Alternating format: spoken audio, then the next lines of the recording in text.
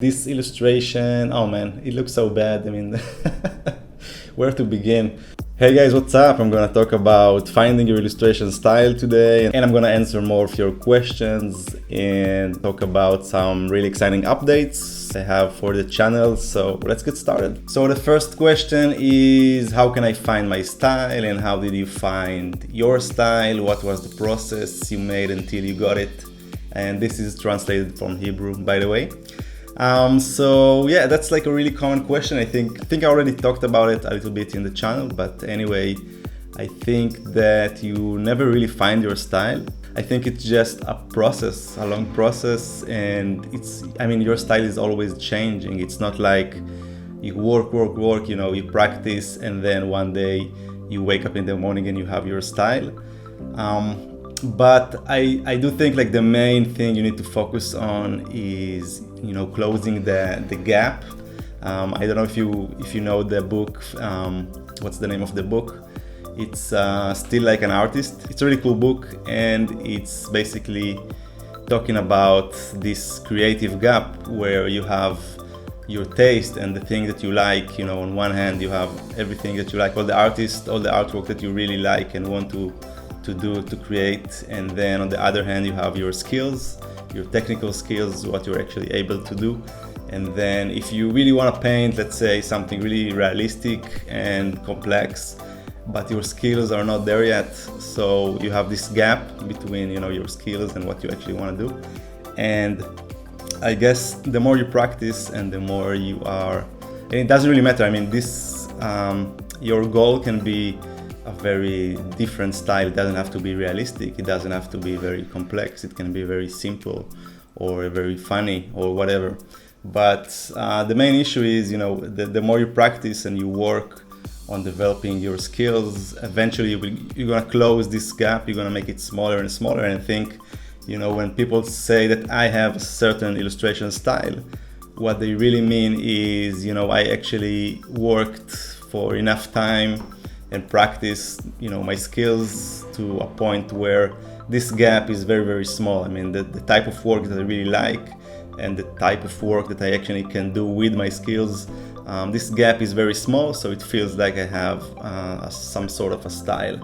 So but for me, I still feel like I have a ton to practice, so much to learn, and I'm feeling like I'm still learning, I'm still evolving, and my style is definitely getting better and better. Even if I look on my own work from like a couple of years and my own work now, I feel like I did made some progress. So I guess this is what I have to say about finding your style. It's basically just a matter of time. And so don't look at it as, it's not a sprint, it's a marathon. It's not gonna happen with your next illustration. You're not gonna find your style by doing one more illustration. You're gonna find your style by doing 50 more illustrations and practicing for the next couple of years. And then 2 years from now, you're gonna say, okay, I have a certain direction that I'm going towards. That's just the realistic way this thing works, if you ask me. So I guess a lot of people need to just change their approach and even just stop thinking about finding your style. Just keep practicing. I think it's really important to actually develop your taste and understand what type of artwork you actually want to do, what type of artists are your favorite artists, and then aim towards this direction. That's like the most important thing to do, and that's actually the only thing you can do if you want to develop your style. Eventually this gap is going to be smaller and smaller, and other people will start saying that you have a style even if you don't feel like you have one. So yeah, hope that helps. Next question. Okay, so next question is how to get your first clients, and also advice for designers, illustrators just starting out and trying to get your first jobs. So I think I already talked about it in a previous video. I don't really remember like what were the questions in my previous Q&A, so I'm sorry if I'm repeating myself. But I think the simplest answer for this is go local. Think about businesses that you are connected to locally. Maybe it's like a restaurant in your street or some other business in your neighborhood that needs help, needs branding or some sort of a poster design, or I don't know, maybe it needs a website, or maybe think about your family and friends. Again, the closest circle that you have will be the one that is easiest to convince. When you don't have any experience, it's going to be easiest to work with these type of guys. So I think that if you do that and you actually start taking small projects from your friends and family, eventually your name is gonna get connected, you're gonna be associated with doing design and illustration, and more people from your closest circle will start hiring you. And then once you have enough experience, you do enough projects, your name is going to be out there and other people will see your projects, and eventually you get more and more clients. As long as you're nice and you're doing a good job, it will work. And that's like it's a slow process, but that's the way to build yourself up from scratch, basically, if you don't have any experience. And I think that's the best way to do it. And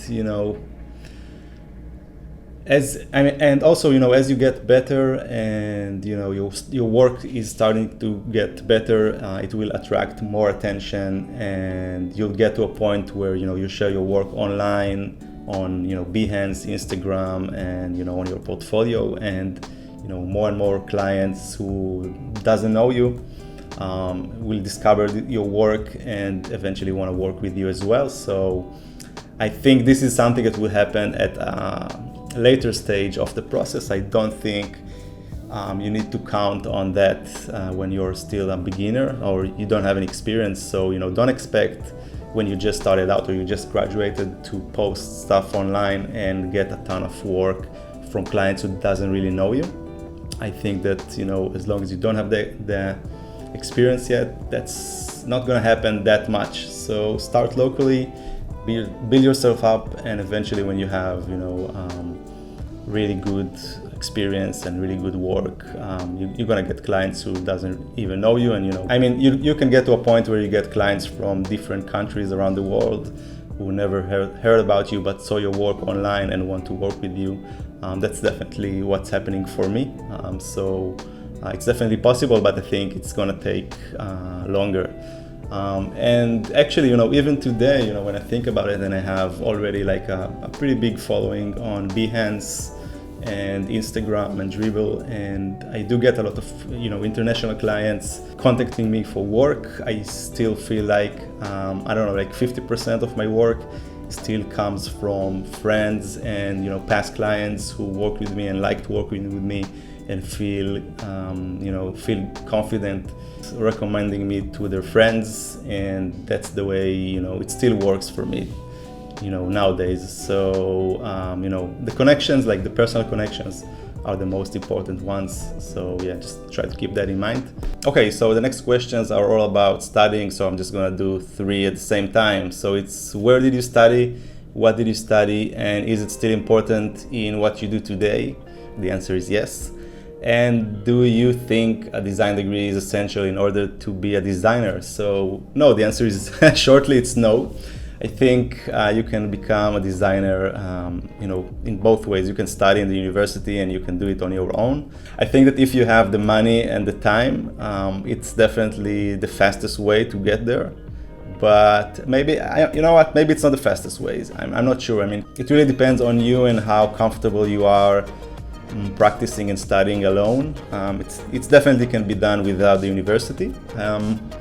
I studied in Bezalel Academy of Art and Design in Jerusalem, and I feel like it was a really great time. I really learned a lot, and I feel like it really helped me to get into illustration to begin with. I started studying with zero background in art and design, so I guess I learned a lot from there. And also I met like a ton of friends who are super talented. I learned so much from them as well, and some of these guys are still good friends of mine. A lot of these guys became designers and illustrators after studying in the university, and then We got to work together on different projects, after we graduated. So I think, being in the university really helped me, build up connections and, learn about, graphic design and illustration. But nowadays, you can do it either way, don't worry about it that much. If you don't have the budget and the time, just do it on your own. I think it's definitely possible. And, just watching YouTube, you can get so much free content from channels like The Futur or Charlie Marie and Ran Segal, and other illustrator channels like Ethan Becker and Ross Draws and Proco. All these guys give so much information for free that I think it's really great, and it's something that 10 years ago didn't exist. So it's definitely a good time to think about studying graphic design or illustration from your home. How can we design a good portfolio? PDF, just Behance? Well, that's an interesting question. Maybe it's like too big for me to cover in this Q&A, but I think that generally speaking, it doesn't really matter. I mean, it can be a PDF, it can be your Behance page, as long as your work is good. I think most clients, or if it really depends if you're talking about clients who want to hire you as a freelancer, or if you want to get accepted into a design studio and you want to work in a design studio or an animation studio. I think that studios in general are not going to care about your website and whether or not it's like a PDF or Behance. Studios will most likely just want to see a good quality of work, so a PDF should be fine.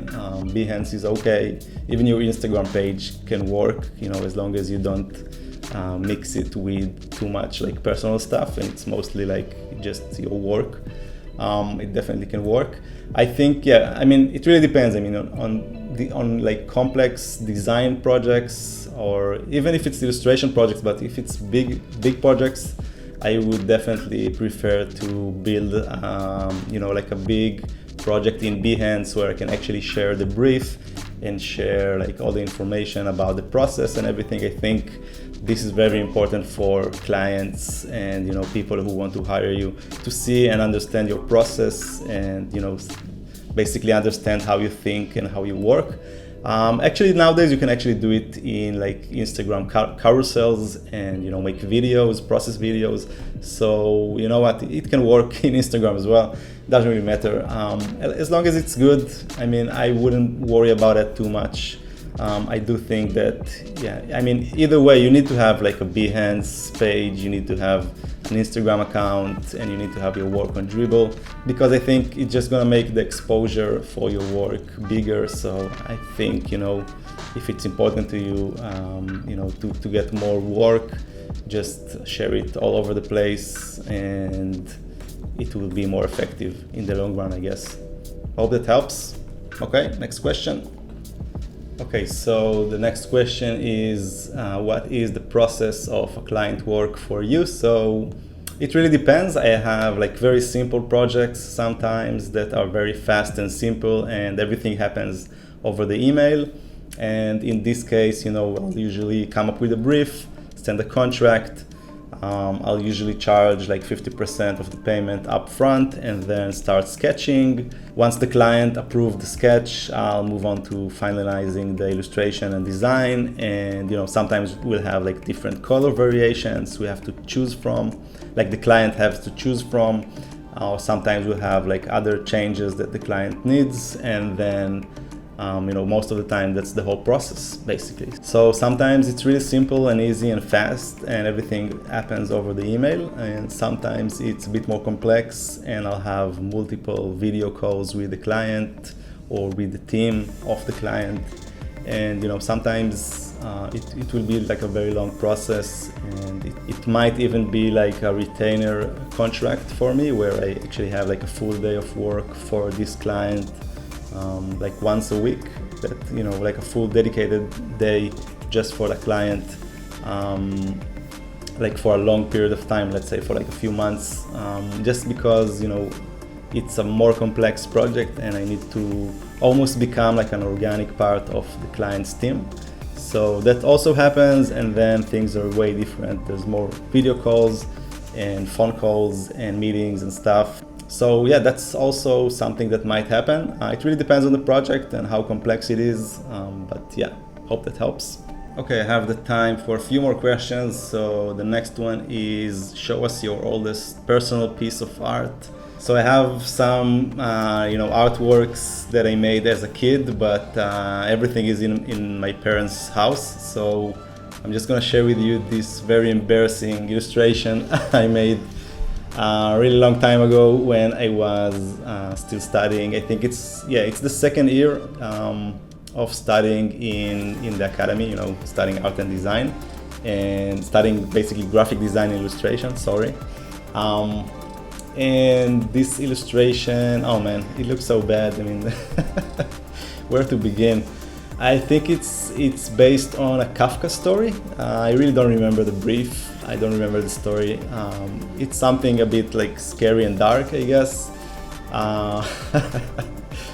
Man, everything is wrong in this illustration. I mean, the composition, the colors, and the anatomy it doesn't even exist. Character design, everything looks pretty bad. But I remember doing this one and being really proud in myself for coming up with this illustration. And I guess, yeah, it's just a part of the process. And I guess it's a good thing, to be embarrassed by your old work. That means you are, you're still getting better and better. So that's a good thing, I guess. So that's like the oldest piece I found on my computer, and I hope it really encouraged you to keep, practicing. And, I guess it shows, that nobody is, born with the ability to draw like really good, or, it's just a matter of practicing and time. And everybody starts from this basically. So, don't be discouraged and keep, practicing, and I'm sure you'll get, better and better the more you do it. I'm actually planning on doing a really cool episode about how I actually practice, but yeah, there's still time. I'm still working on it, so it's gonna happen soon. Okay, next question. Okay, so the next question is, who was your idol when you were young? Well, that's like a very general question, but when I think about, the connection to illustration and what I do today, I think that, my mom is from Belgium. So even though I grew up in Israel, she has all the Tintin books, like it's Belgian comics, like a very famous Belgian comics. I'm probably pronouncing the name wrong, but here we call it Tintin. So we have all the comic books in our house, in French actually, so I couldn't read it. But I always liked, looking at the pictures, and I really enjoy, just looking at the colors and the illustration. I think it's amazing. It's one of my favorite comics. And I think later on when I was a little bit older, I mean, this was in our house all the time, since I was a kid. But I think when I was 10 years old, there was also an animation series on TV. Of Tintin, and then this was in Hebrew, and I could actually watch it and understand the plot and everything. And I really, really enjoy watching this series on TV, and I think it has a really big impact on the way I approach character design and the way I use colors and everything. I mean, even if it's really different than what I actually draw today, but I think you can definitely find a connection and a big influence, from just growing up and looking at Tintin all the time. So yeah, definitely one of my idols, I guess. Okay, next question. Okay, last question is from Kim. Hey Kim, what's up? You've been a guest here on the channel. I critique your work, so it's nice to hear from you again. Do you have goals? Well, Kim, I mean, it's a pretty general question. Obviously, yeah, I have goals, and I actually try to write down my goals and have it, written, and it's something that I review every now and then and think about. I think it's really important, if you write down your goals and think about it, and I try to do that. So yeah, I have goals. I feel like I might be getting into like a crossroad where I have to decide like what's gonna happen next. I mean, I feel like, you know, I'm in a really good place in terms of, you know, what I do and the type of work that I get, and I'm feeling pretty satisfied with what I do today. But I think maybe it's time like to think about the next challenge for me. I definitely want to keep doing videos and, you know, keep doing YouTube. So that's like maybe the only thing I'm pretty sure I'm gonna keep doing in the next year. But I mean, I used to have a partner. We had like a small studio and we worked together, and nowadays I'm working just, you know, from my home studio. I'm working alone, and I mean, it's fun. It has a lot of perks, but it's also kind of lonely. And I guess I'm thinking about, you know, joining a team and maybe changing things a little bit. You know, just changing like the way I work today. So I don't know. This is just one of these things I'm thinking about at the moment. Really not sure like what's gonna happen next.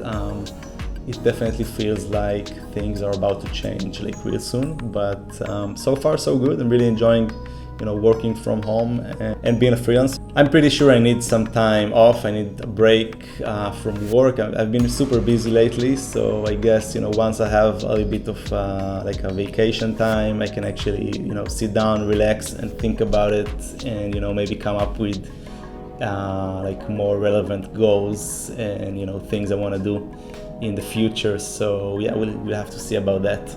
Okay, so I also have some exciting updates for you guys. So first of all, I did this Ramen poster illustration process for Affinity's Spotlight blog. It's a really nice process video. I think it's like the most detailed process video using Affinity Designer that I did so far. So you can check it out. There's a link in the description, and it's on their blog. It's not on here on YouTube, so you have to check it out on their blog. And yeah, in case you wanted a process video and you ended up with this Q&A video, you still have a process video you can watch. So hopefully you guys enjoy it. And another cool update is that I wanted to share with you is that I'll be a guest on the Futur's YouTube channel. If you don't know the Future, they have this really cool YouTube channel with lots of information about being a designer, being a freelancer, you know, how to handle clients and make business out of your, you know, passion to creativity, basically. So I'm super excited. I really like their channel, and I've been watching it for a long time. I learned so much from it, and I'll be a guest on one of their videos. It's gonna happen on July 30. So I think, yeah, it's like next week.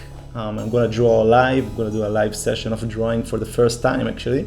So I'm really excited, and I'm also gonna share a couple of stories and talk to Chris Doe. So it's gonna be, yeah, really exciting. I can't wait to already do it. And I'm not sure if it's gonna happen on their main channel, which is the Future, or maybe it's gonna be on the Future's Academy channel. They have two, so I'm gonna add a link in the description for both channels in case you want to check it out. And I'll add, obviously, I'm gonna update my Instagram with some links when the video is gonna happen. So stay tuned for that. It's gonna be super fun. Well, I wanted to do like a giveaway for 5,000 followers here on YouTube. Yeah, the channel is growing fast, and we already have 8,000 subscribers here on the channel. So wow, that's crazy. And I guess I'll just plan a bigger giveaway for whenever we get to 10,000 subscribers. I just wanted to say, like, thanks so much for following and commenting and all your support. It really means a lot. And again, you guys are, doing amazing illustrations, and you tag me and you use the tutorials and you send me emails and send me messages on Instagram. And I'm just so happy to receive these, messages and see your work. And I'm just super happy, you get inspired by my work and you find my tutorials somewhat helpful for you guys. So I wanted to share some more of your amazing work, and just again, say thanks so much. I'll do a really, I guess I'll do a bigger giveaway in 10K, and you guys will win posters and maybe t-shirts and stuff. I'll work on it and plan it better for next time. So I just wanted to say thanks, and the next video is probably going to be the live session with the Futur, so hopefully I'll see you guys there, and that's it for today. I'll see you next time. Bye.